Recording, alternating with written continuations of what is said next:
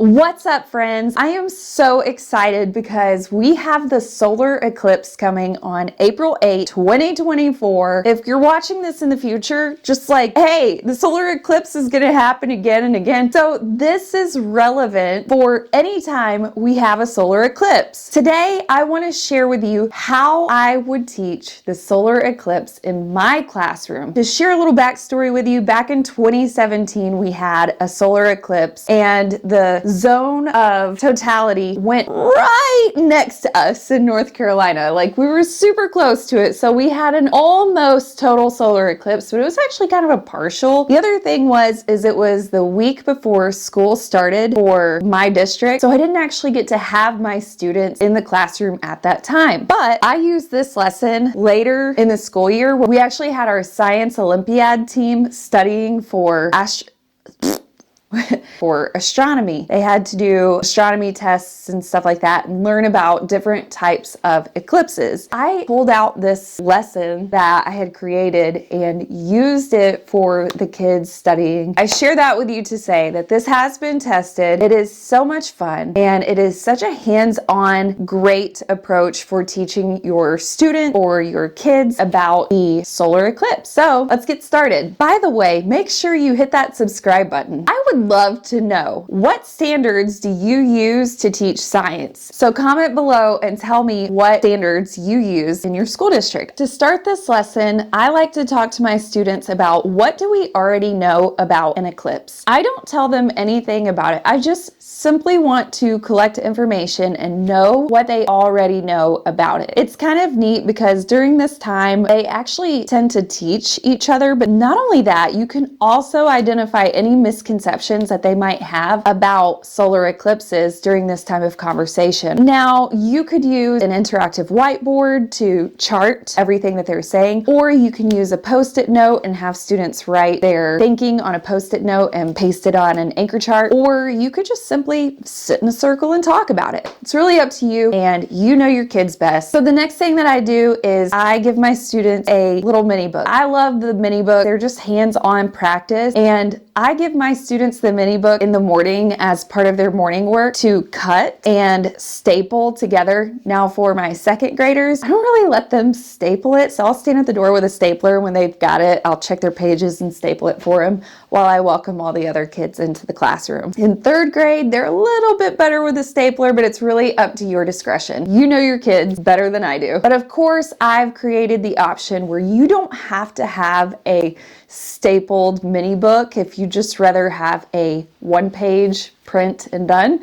I've got that option available also, and you can skip that step altogether. So the next thing that we do is I give my student a sheet of paper and it has the sun, the moon, and the earth on it. I let them color it first, and I encourage my students to color outside of the lines because then we're going to cut around it. Once we've cut around the celestial bodies, we then hole punch or just simply snip a little piece. There's a marker on it to show you where to snip, and we put a brass fastener through that hole so that we can put it together and create a simple solar eclipse model. This is a very simple model. So once we're finished with that, I use my interactive whiteboard to pull up the Stellarium website. It is a web exploration and it is awesome. I go back on August, I believe it was August 17, 2017, or maybe August 21st, 2017. I can't remember when it was. Put it in the comments if you know it. I put that date in the Stellarium website at the bottom, and I go to the location where the zone of totality was. Charleston, South Carolina, I believe, has a zone of solar eclipse. So we go there and visit, and it's like a virtual field trip, and you can see the sun being covered by the moon. You can see how the moon is moving or orbiting around the earth. It covers the sun completely. Then if you go outside of that area to a different area, let's say New York,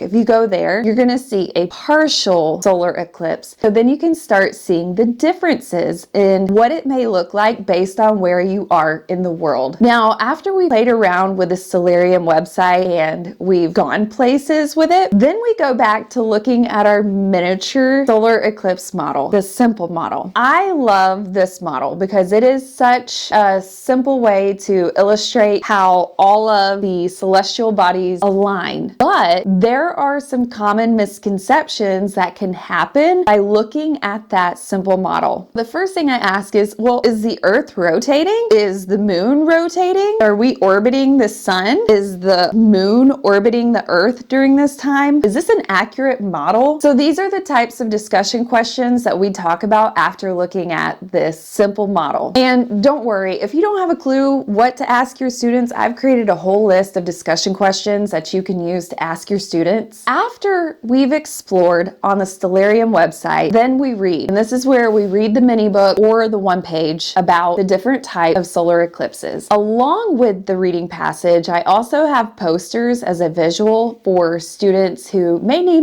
more support, or they're just visual learners like myself. I have these available so we can talk about the different types of solar eclipses. And here's where the really fun part comes in, because who doesn't love food? I love food. Anytime I can incorporate food into my lesson, it is a huge win. So for this next part, if you're a foodie like me, you're gonna love it.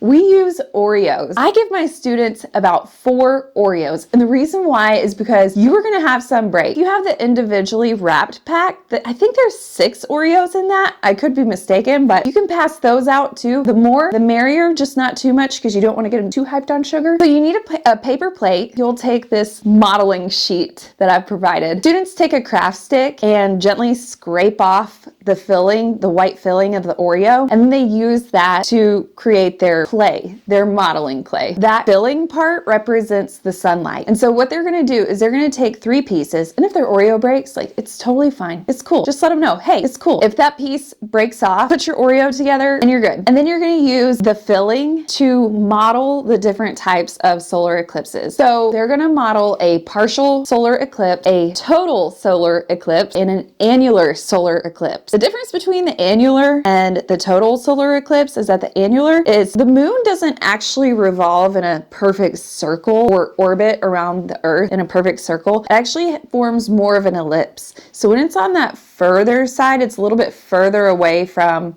the Earth. It actually tends to look a little bit smaller and it doesn't completely cover up the sun. That's why a total solar eclipse is super rare. So once they've modeled the different types of solar eclipses, now you can give them their challenge. They've learned about the differences between the total solar eclipse, the partial solar eclipse, and the annular solar eclipse, and now they can understand the criteria of what it means to create a model that is a better representation of the simple model that forms a total solar eclipse. Here's an example of one that I've created. For each one of these celestial bodies, they all rotate, and the goal is to have this complete a total solar eclipse. Now, as you can see, this orbits around the Earth, but there's still some problems with this model. I love doing this because it really teaches students about what it means to have a growth mindset. Think about it. We just made a model that was so much better than the simple model that we just created, but we can still make improvements. There's always ways to improve. For this model in particular that we created, the moon doesn't orbit the Earth in an ellipse. It orbits in a perfect circle. That's